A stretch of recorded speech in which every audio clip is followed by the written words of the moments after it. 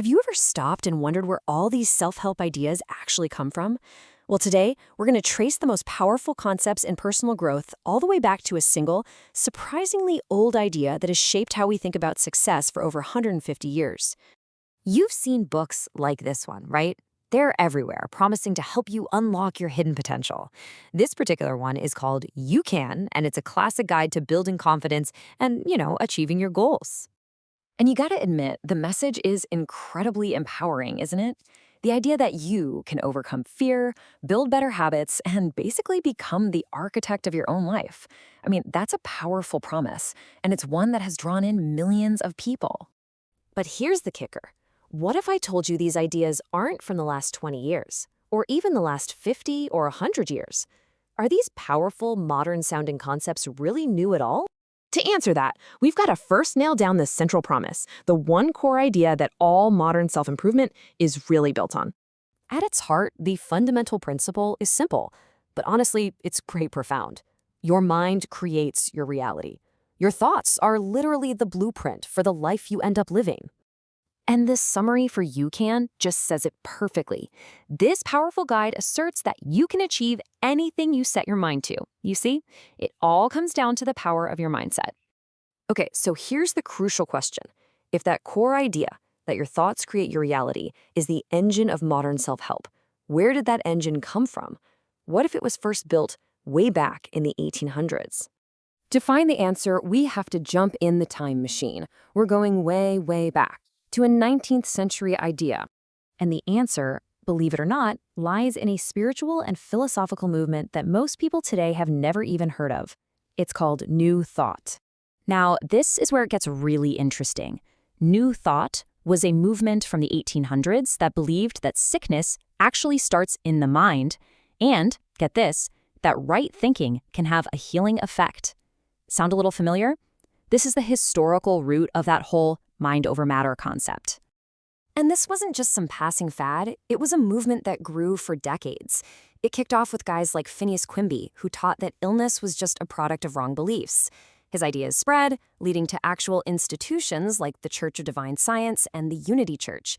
And by 1906, this was mainstream enough that authors like William Walker Atkinson were publishing books about what he called the law of attraction. And just listen to this quote from Phineas Quimby himself. "The trouble is in the mind, for the body is only the house for the mind to dwell in." I mean, that could have been tweeted out by a self-help guru last week. It's wild. So, that's the 19th century philosophy. Now, let's draw a straight line from those ideas to the kind of practical advice we see on bookshelves today.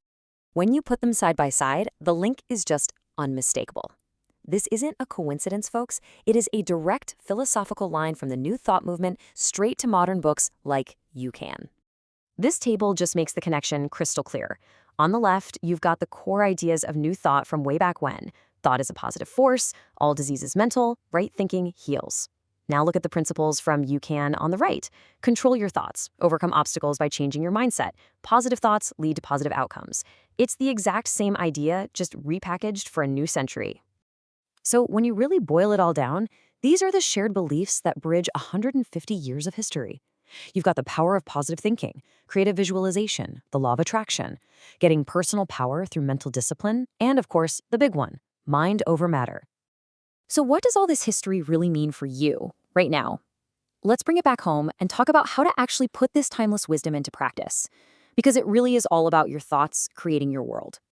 So the real question is, how can you apply this 150-year-old wisdom to your life today? Because, let's be honest, great ideas are only useful when we actually do something with them.